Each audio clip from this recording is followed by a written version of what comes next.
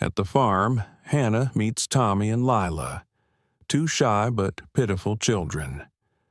The house bears the mark of Daniel's late wife and the silent grief he carries. In its simple warmth, Hannah feels hope and a new path for a life overshadowed by loss and gossip. The words carried across the quiet main street of Willow Creek, Wyoming Territory, late autumn of 1878. The air had a bite that morning, the kind that hinted snow would soon ride down from the mountains. Hannah Cole pulled her shawl tighter as she stepped into Carter's General and Apothecary, her boots clicking across the warped floorboards. She carried with her a neatly folded list of herbs and tonics needed for a woman out on the valley's edge, due to deliver any day and already suffering from fever. The shop smelled of dried roots, liniment, and bitter bark. Glass jars caught the dim light from the front window, and paper packets rustled as the shopkeeper sorted his shelves. Hannah moved with quiet purpose, her eyes scanning labels for willow bark and pennyroyal. But the silence never lasted long in a town like Willow Creek, where whispers traveled faster than a prairie wind. Two women near the shelves did not even bother to lower their voices. "Did you hear who just walked in?" one said, as if Hannah were deaf. "The midwife, with no children," the other replied with a sharp little laugh. Hannah kept her hands steady, but her fingers tightened on the list. She had heard it all before, that she was a woman who helped bring children into the world, but could not keep her own. That her knowledge came from books and herbs, not from the sacred bond of motherhood. Their words cut, but she would not let them see it. The first woman raised her voice clearly for the room. If folks were wise, they'd keep their babies far from her hands. Heaven help any child she touches. The sting hit deep, but Hannah drew a slow breath, pretending to be absorbed in a jar of yarrow. She had learned to survive sharper pains. Fever had taken her husband 3 winters ago, and her child, her only child, had lived less than a week. That private grief had become public gossip, reshaped into a cruel judgment she wore like a scar. Before she could retreat from the counter, the back door banged open. Heavy boots struck the planks, each step sure and unhurried. A man filled the doorway, broad-shouldered hat, dusted with frost eyes the color of worn leather. Daniel McAllister, rancher, of the wide spread beyond Red Creek, carried himself with the quiet authority of someone accustomed to weathering storms. Hannah barely turned before another voice. This one male cut through the air like a splinter. A man near the stove smirked, his voice thick with mockery. "Well, now if it ain't the baby doctor who never had a baby, if you're so good at birthing them, why don't you try keeping one of your own alive first?" A couple of men chuckled into their whiskers. Hannah's gaze lifted calm but unflinching. "You're in my way, sir. Step aside." But before the heckler could answer, Daniel's voice cracked through the room, low but sharp as a whip. "That's enough." Silence fell. Every man in the shop knew Daniel's reputation. He didn't draw his gun often, but when he did, he never missed. His hand rested lightly on the butt of his Colt, not in threat, but in readiness. "She's brought more children into this world than any of you have sense to count," he said evenly. "If you've got a problem with her, you can take it outside and keep walking until you find someone fool enough to listen." The man by the stove muttered and shifted aside, suddenly interested in the floorboards. The shopkeeper coughed into his sleeve. The women by the shelves fell silent, their smirks shrinking under Daniel's steady gaze. Daniel tipped his hat toward Hannah, his voice softening. "Daniel McAllister. I run the spread out past Red Creek." "I know the place," Hannah replied, cautious. He laid several coins on the counter. "Add her supplies to my account." "That's not necessary," Hannah protested quietly. "It is," Daniel said, his voice firm but not unkind. My boy's been coughing for days. My little girl needs more than I can give her alone. You'd be doing me a service, and I'd rather you be far from the mouths of fools like these." The weight in his tone gave her pause. She wanted to refuse, she always did when pity threatened to color someone's offer. But his eyes held no pity, only plain truth and a quiet urgency. She thought of her patient out in the valley then, of 2 motherless children waiting at his ranch. The scales tipped. "I'll come," she said finally. Daniel gathered the parcels into his arms and handed them to her. "Then let's be gone before someone starts flapping their tongue again." The wind outside caught the door, slamming it behind them. The creak of the sign overhead was the only sound. For the first time in weeks, the whispers that usually clung to Hannah seemed a little lighter, as though she'd stepped out from under a shadow. The ride out of town was quiet, save for the creak of saddle leather and the occasional whinny from Daniel's bay gelding. Hannah kept her eyes on the horizon, where grasslands rolled into cottonwoods tinged gold against a pale sky. The air carried the faint scent of wood smoke and drying hay. When the McAllister ranch came into view, it was larger than she had imagined, 2 barns, a wide corral, fences stretching toward the hills where cattle grazed. A weathered pine house sat at the center, its porch broad and sturdy like open arms against the fading light. Daniel dismounted, first tying off his reins. "Welcome to McAllister Ranch," he said. His voice softened as his gaze turned toward the porch. 2 small figures stood waiting Tommy, about 6, his shirt untucked and hair falling into his eyes, and Lila, no more than 3, clinging to her brother's arm. Both were barefoot, their faces streaked with dust. "This is Miss Cole," Daniel called gently. "She'll be staying with us for a while." Tommy's eyes narrowed, cautious measuring. Lila peeked out from behind him only when Hannah smiled and said softly, "Hello. I hear you 2 keep your papa very busy." Tommy's lips twitched, but he swallowed the smile. Lila buried her face again in her brother's side. Inside the house carried the mark of a man living alone. Boots scattered by the door dishes stacked in the basin, a fire burning low. Daniel led her down the hall to a small but bright room. A folded quilt rested on the bed, and a clay jar of wildflowers glowed red and yellow in the lamplight. "My wife used to sit in that chair," Daniel said quietly, nodding toward the rocking chair in the corner. "Thought you might like it for evenings." Hannah turned to thank him, but he was already looking away, his jaw tight. That night, as she unpacked her worn medical kit, Hannah felt the house settle around her. She had planned to stay only a few days, just long enough to tend to the children. But the warmth of the fire, the sound of small feet padding across the floor, and the silent offering of a man still carrying grief. These things stirred something she hadn't felt in years. For Hannah Cole, the childless midwife scorned by a town's whispers, the road had just bent toward a life she hadn't dared to imagine. Hannah Cole rose before dawn, her first morning on the McAllister ranch. The air inside the small bedroom held the sharp edge of autumn, though a quilt kept the chill from her bones. She sat for a moment on the edge of the bed, listening. Beyond the window came the muted low of cattle and the rhythmic scrape of a shovel, Daniel already at chores. In the hall, a lighter sound echoed the patter of small feet and the whisper of children's voices. She drew her shawl around her shoulders and stepped quietly into the kitchen.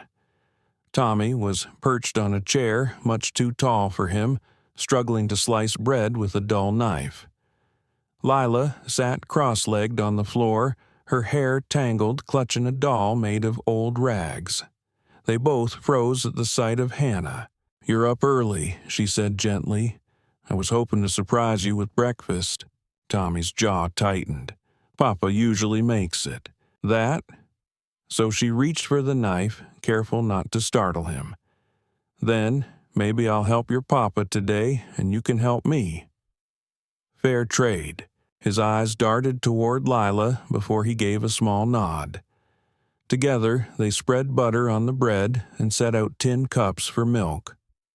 By the time Daniel stepped in from the barn, dusting hay from his sleeves, the children were seated at the table and Hannah was pouring coffee.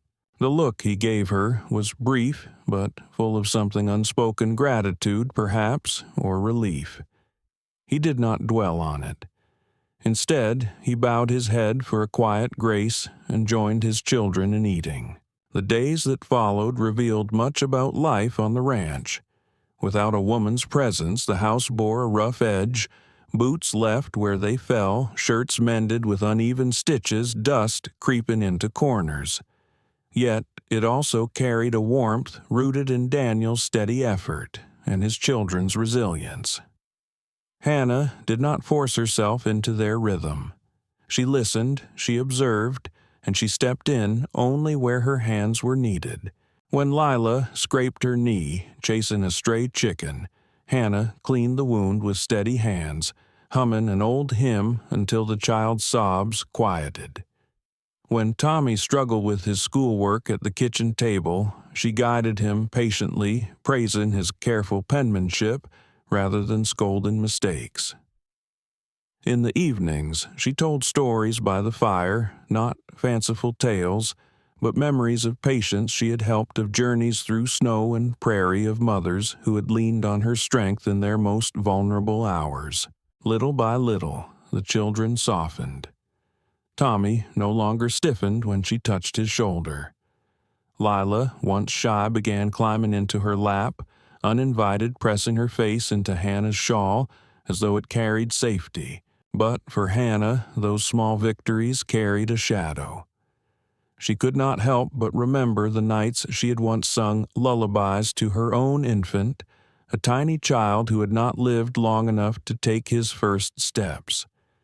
She remembered her husband's hand gripping hers during his fever, his final words lost in delirium. Those wounds never fully healed. They simply scabbed over tender beneath the surface. Now, each smile from Tommy or gentle hug from Lila threatened to reopen them. One evening, as Hannah rocked Lila to sleep in the old wooden chair, Daniel lingered in the doorway. His frame filled the space, the lamplight catching the lines of wear on his face.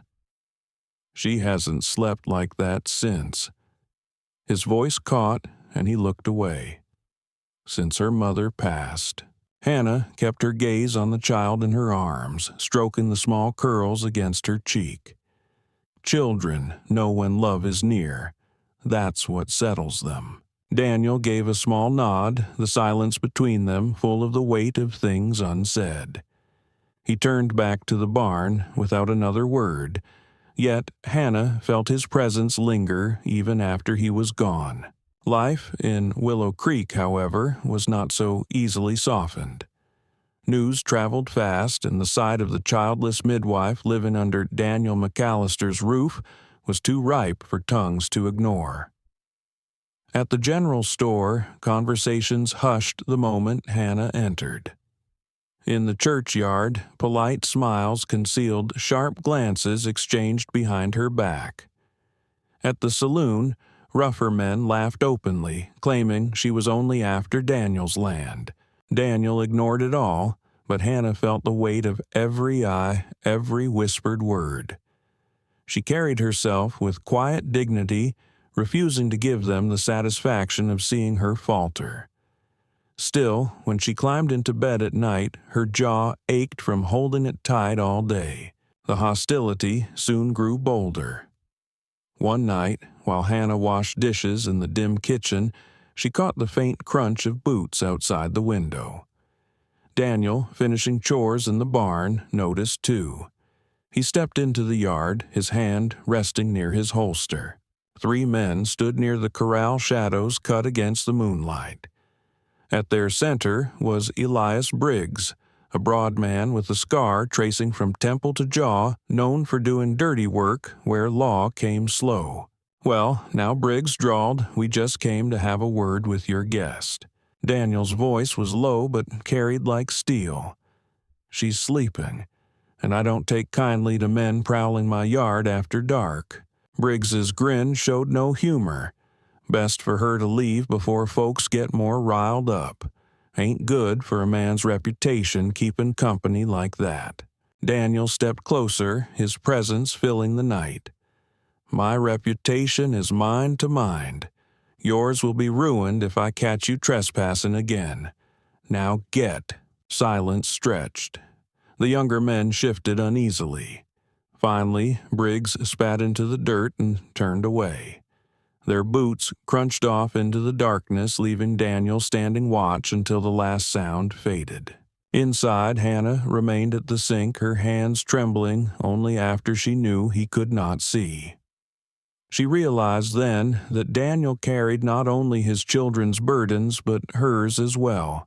He had drawn a line in the dark, and for the first time since she had come to Willow Creek, Hannah felt the faint stirrings of safety. But safety was fragile in a town where whispers could kill as surely as bullets. And though she did not yet know it, the storm was only beginning to gather. The days shortened the sun, slipping faster behind the hills as winter edged closer. Life on the McAllister ranch carried on with its quiet rhythm chores and the barn lessons at the table meals by the fire. Hannah found herself slipping into the fabric of the household more easily than she expected. Yet every time she rode into town for supplies, the whispers clung to her like burrs on a skirt. At Carter's, General men leaned on the counter with knowing smirks. McAllister's got himself a live-in midwife now, one drawled. "Guess she's more interested in running a ranch than delivering babies," another replied, drawing a round of coarse laughter. Hannah kept her chin high, her voice steady as she ordered flour and lamp oil. But the sting lingered long after she left. On Sunday mornings, when Daniel brought the children to church, the pews behind them filled with murmurs. The pastor's wife gave Hannah a polite smile, but her eyes slid to her neighbor, followed by the faintest shake of her head. No words needed to be spoken, the message was clear. To them, she was a woman without place, clinging to a family that was not hers. The cruelest talk came from the saloon. Hannah never stepped foot inside, but Daniel heard the remarks whispered over whiskey and cards. "She's only after his land," one ranch hand said. "A woman like that don't stay out there for free." Another chuckled, adding, "Wouldn't surprise me if she thinks she'll take the widow's place." Daniel heard, and each time his jaw tightened, though he chose silence over fists. But silence could not stop the tide of gossip. It grew like a prairie fire fueled by envy, ignorance, and the simple pleasure some men took in tearing down what they did not understand. Then came the night when gossip turned to threat. Snow had not yet fallen, but the wind carried a bitter edge.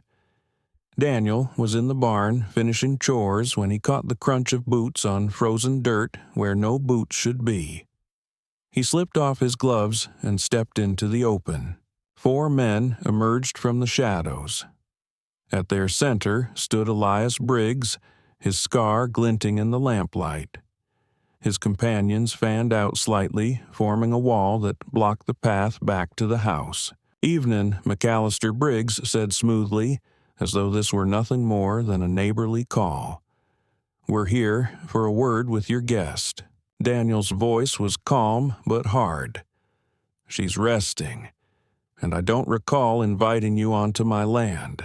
Briggs's grin widened, though it never touched his eyes. "Best she pack up and leave before folks get more riled up. Ain't good for a man's reputation keeping company with a woman like that." Daniel took a deliberate step closer. The lamplight caught the steel in his gaze, the tension coiled in his frame. "My reputation's mine to manage. Yours, however." He nodded toward the corral, where the wind swung a gate just wide enough to reveal a coil of rawhide rope left hanging carelessly. "You've been sloppy tonight." One of the younger men shifted uneasily. Briggs's smirk faltered just slightly. "You came to scare her, Daniel continued, his voice quiet but sharp enough to cut. "But I reckon you'd rather I not ride into town tomorrow and show the sheriff the tracks leading from my barn to the bunkhouse where you're staying." Silence stretched. The cold seemed to press deeper into the skin. Finally, Briggs spat into the dirt. "Come on, boys," he muttered. They turned boots, crunching until the sound faded into the night. Daniel watched them go, then walked the perimeter of the house, checking shutters, bolting doors, making certain the children slept undisturbed. When he stepped into the parlor, Hannah sat with a book in her lap, the lamplight soft against her face. She looked up, sensing something in his expression. "All done in the barn?" she asked. "All done," he replied, setting his coat aside. He did not mention Briggs, nor the rope, nor the danger that had brushed close. There was no need to trouble her. Instead, he added another log to the fire and sat where he could keep watch without making it obvious. Hannah studied him for a moment, her instincts telling her more had passed outside than he was saying. But she did not press. She had learned that some men bore their burdens quietly, not out of pride, but out of love. In the days that followed, word reached Daniel of something more troubling. He overheard ranch hands in the saloon whispering that Briggs had been paid to frighten Hannah off the ranch. The name behind the scheme surfaced quickly: Charles Whitfield, the wealthiest landowner in the valley. Whitfield wanted his daughter Clara married into Daniel's spread. To him, Hannah was an obstacle, a stain on propriety. Daniel did not speak of it to Hannah. Instead, he went straight to Sheriff Dawson, laying out a plan to catch Briggs in the open to expose the scheme in front of the whole town. When the morning came, Hannah rode into Willow Creek unaware she was the bait. The boardwalk creaked beneath her boots as she walked toward the apothecary. Daniel watched from the blacksmith's doorway, his eyes never leaving her. Sheriff Dawson leaned casually against his office post, hand resting near his badge. Briggs appeared at the far end of the street, flanked by two men. His coat swung as he walked, his hand brushing his revolver. Passers-by shuffled out of the way, sensing trouble. "Hey, Midwife Briggs," called his voice, carrying in the cold air. Hannah froze, turning slightly. "Some folks think you need a reminder to leave before worse comes along." His hand dropped to his gun. The street went still. Daniel moved. In one fluid motion, his Colt cleared leather, the crack of his shot splitting the air. Briggs's revolver spun from his hand, clattering into the snow. The big man clutched his wrist, cursing. "That's enough," Daniel said, his voice calm but cold. "Draw on her again, and next time I won't aim for the gun." Every face in the street turned toward them: shopkeepers, mothers clutching baskets, ranch hands frozen mid-step. Sheriff Dawson strode forward, his badge glinting.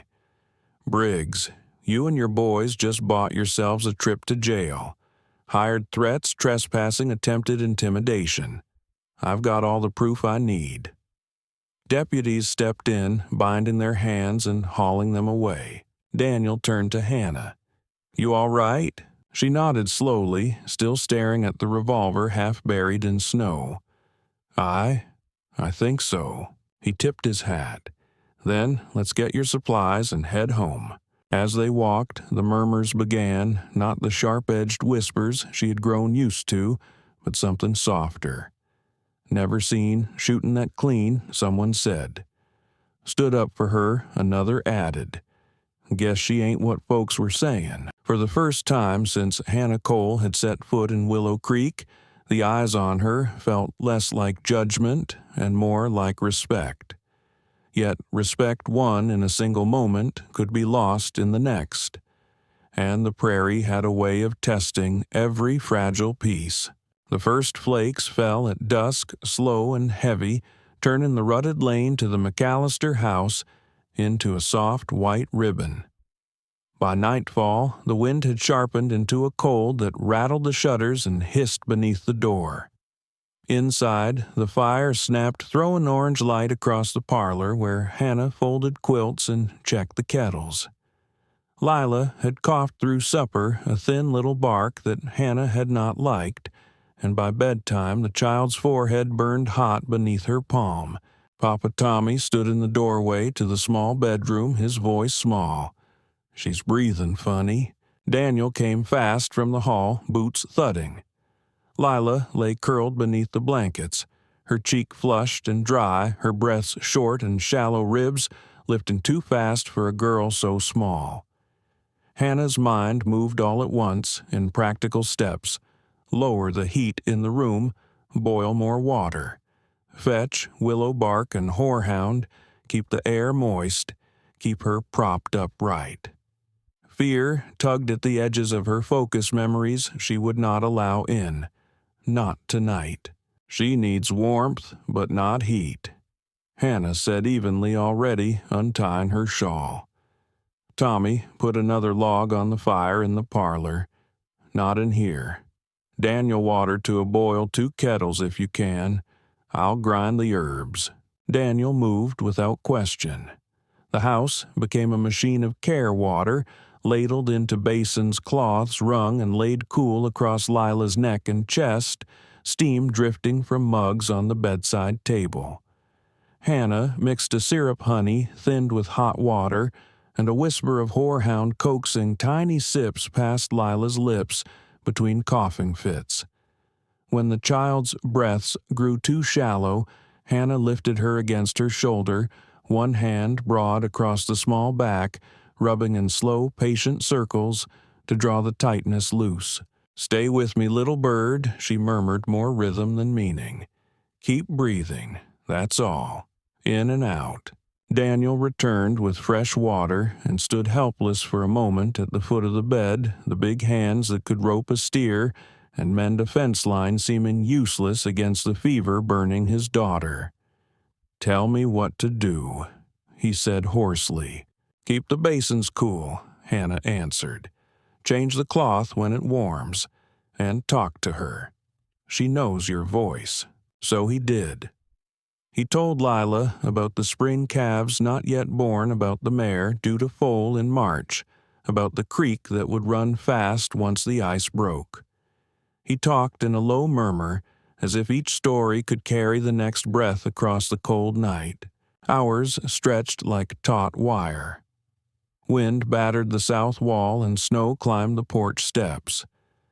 Tommy drifted in and out with armfuls of wood, a solemn soldier on quiet orders, until Hannah guided him back to the pallet she'd made by the parlor hearth. "You keep the fire honest," she whispered, brushing his hair back. "That's your job." Close to midnight, the fever surged. Lila's skin burned beneath Hannah's hand. Her breathing turned quick and ragged, and a small frightened sound escaped her throat. The memory Hannah kept locked away of a winter bed, a smaller child, the awful stillness that had followed, crept to the edge of her mind. She forced it back, steadying her hands. "Cool cloth," she said. "Fresh water. Now." Daniel moved like a man in a storm, fast and precise, passing cloths, refilling basins, his jaw set tight. When Hannah felt the small ribs stutter beneath her palm, she shifted tactics, propping Lila upright with pillows turning her slightly to ease the strain on her lungs. Steam rose from a bowl set near the bedside. She dipped a corner of a cloth, wrung it, and laid it carefully where the breath fought its way in. The room filled with the bitterness of willow, the sweetness of honey, the faint medicinal edge of horehound and thyme. Time itself narrowed to the sound of a child fighting for air. "Can you hear me?" Lila Daniels' voice shook once and steadied. "Papa's right here. I've got you." Lila's fingers, small and hot, found Hannah's wrist and clung. Hannah leaned close so the child could feel her breath could match its pace. In and out, in and out. Long minutes trickled by like early thaw along a fence post. Near 3 in the morning, a shiver passed through the little body, a subtle change only a watchful hand could catch. The heat beneath Hannah's palm broke to damp warmth. The frantic rise and fall of Lila's chest slowed, deepened, found a rhythm. The rasp softened. Hannah let a long breath leave her own lungs, one she had not known she held. "She's turning," Hannah whispered. "The fever's breaking." Daniel sank into the chair as if a rope had been cut, elbows on his knees, hands locked together. "You sure?" he asked, not daring hope. Hannah checked again, the cool at Lila's temple, the calm under her hand, the breath that was no longer a fight, but a steady taking in of the world. "I'm sure. She's out of the worst." He bowed his head in grateful silence. When he looked up, his eyes shone in the lamplight, red-rimmed and raw. "Hannah," he said the single word freighted with what he could not articulate. "Thank you." She brushed a damp curl back from Lila's forehead. "She's a strong little thing," Hannah said softly. Then, after a moment, truth found its way through her own careful composure. "I wasn't going to let her go." They did not sleep, not truly. The night thinned into a pale morning that turned the frost on the windows to lace. Tommy tiptoed in and stood on his toes to see his sister's face, relief blooming when he saw her breathing easy, her lips no longer dry. Hannah gave him a small nod and a smile that said more than words. He pressed his palm to Lila's quilt as if to anchor her there, then went silently to stoke the parlor fire, his shoulders squaring like a boy growing into himself.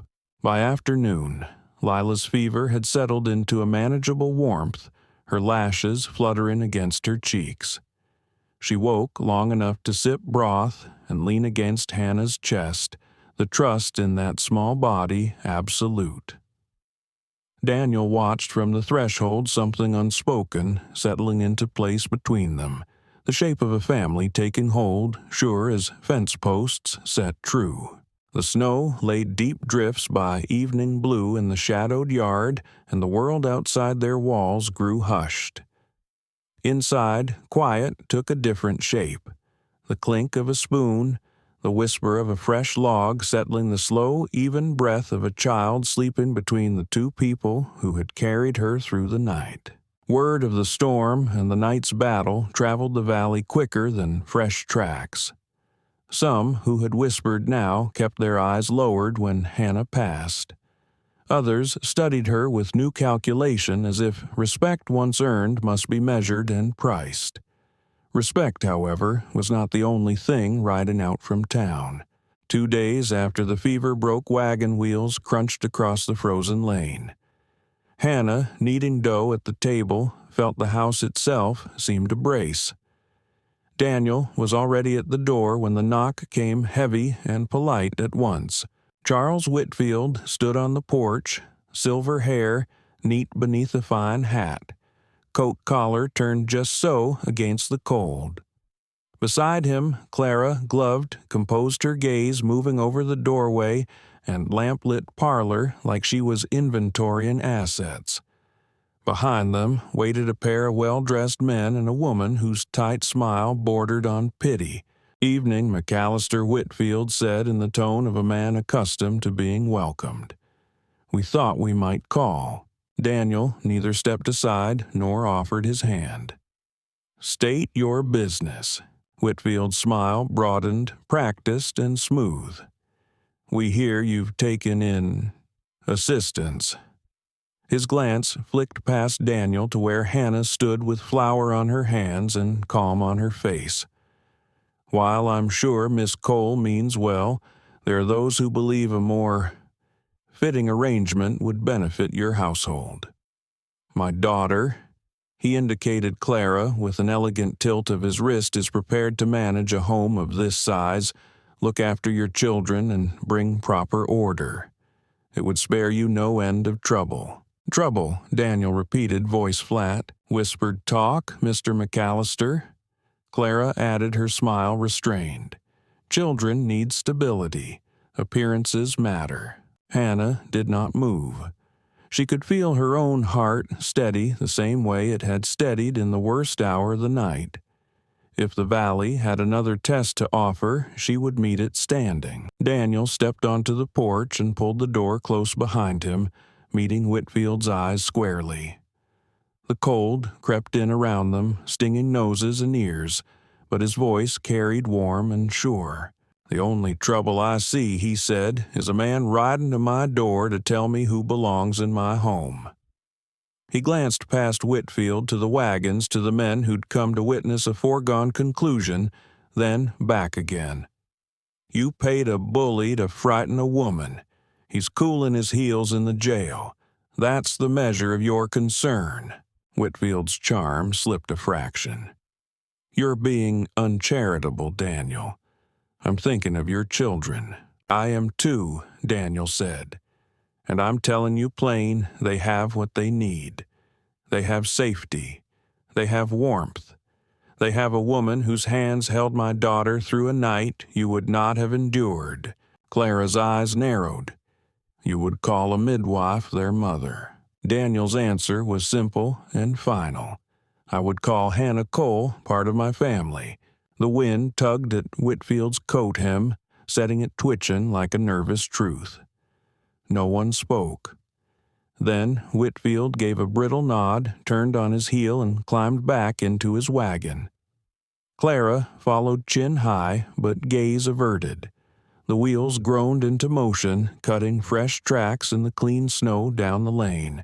Daniel stood on the porch until the wagons were small, until the quiet returned. When he stepped inside, Hannah had not moved from the table. Tommy peered in from the hall, eyes bright. Lila slept on the settee, one hand curled toward Hannah as if certain of where she belonged. "Was that settled?" Hannah asked softly. "It was," Daniel said, closing the door against the cold. "And it will be again if it needs to be." He set his hat on the peg, and for a moment their shared silence was more binding than any vow.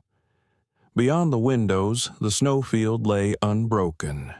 Inside, the small sounds of home resumed the scrape of a bowl, the hush of a sleeping child, the faint, contented sigh of a house holding fast against the wind. The snow melted slow that spring, leaving the valley washed clean beneath skies so blue they seemed almost too bright after months of gray. Life on the McAllister ranch found a new rhythm, quieter now that sickness and threat had passed. Tommy raced the creek banks in search of frogs, his laughter carrying across the fields.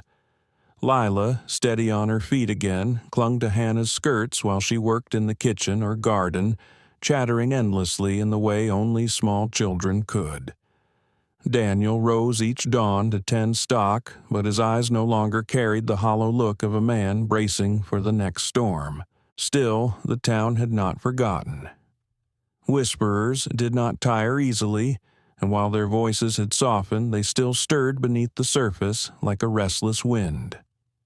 The truest test came not on the ranch, but in the heart of Willow Creek itself.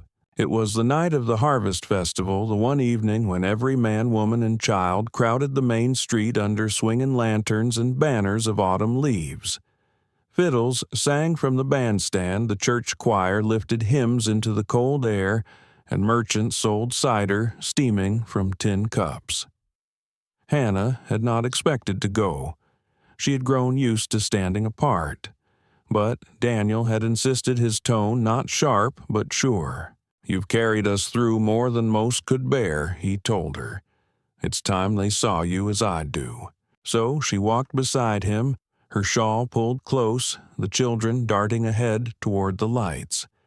As they reached the square, glances turned their way, some curious, some reserved, but none quite so cutting as before. Hannah felt the knot in her chest tighten all the same. Old habits died hard. Then Daniel did something she had not expected. He guided her toward the center where the crowd gathered between the bandstand and the general store. He stepped up onto the low platform beside the fiddlers, and the music faltered as heads turned. He stood tall, hat pushed back, his voice carrying without strain.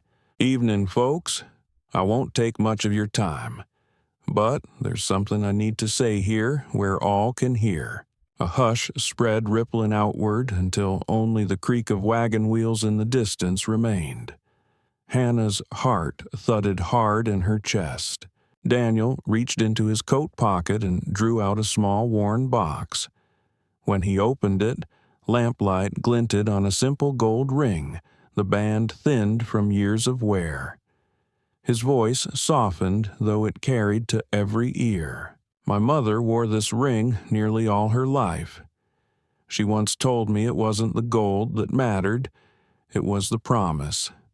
Family, loyalty, standing by each other when the season turned hard. I've lost more than I ever thought I could bear, but I've also been given more than I deserve."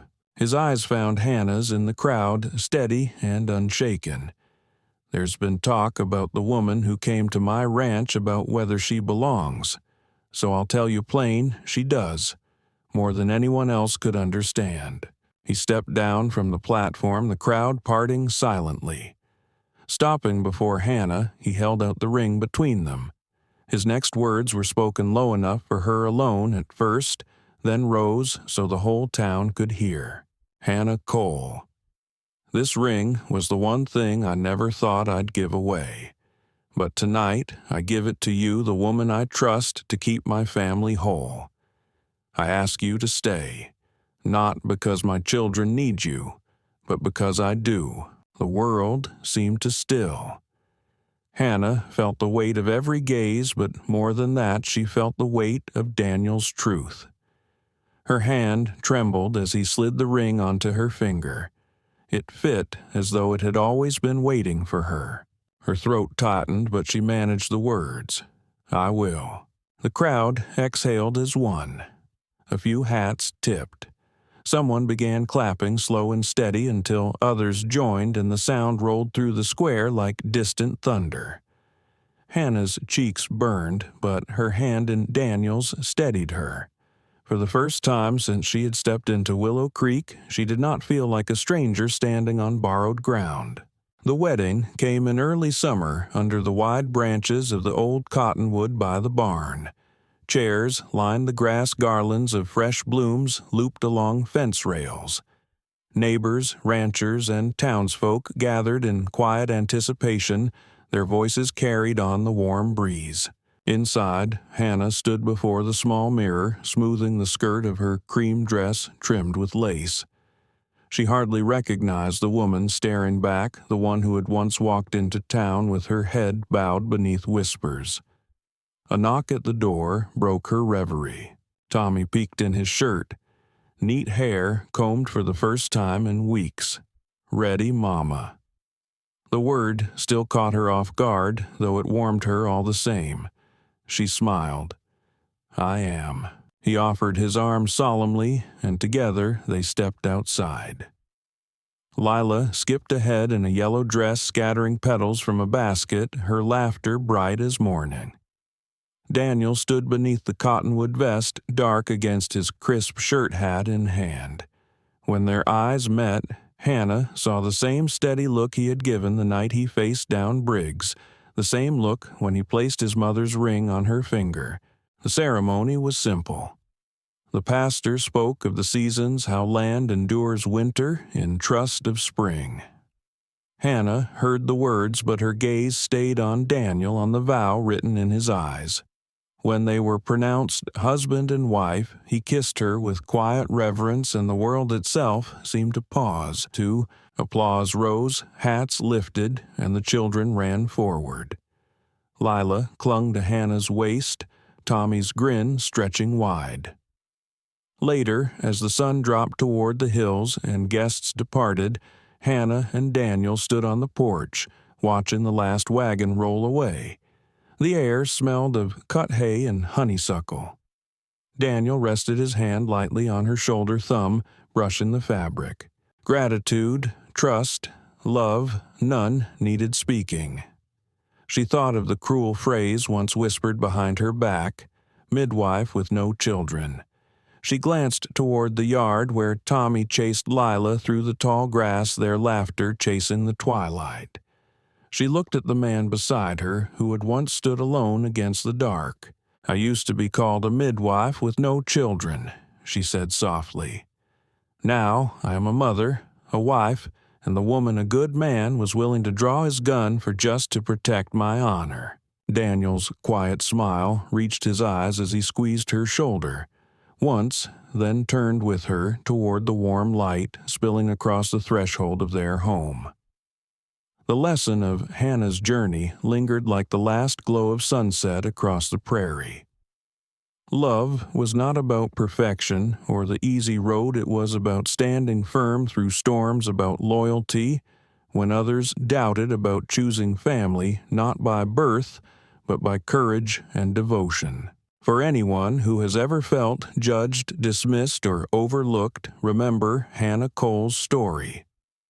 What others call a weakness can become the very strength that builds a home. And sometimes the cruelest words whispered against you are only the first lines of a life that ends in triumph. If this tale moved you, leave a comment sharing what family means to you.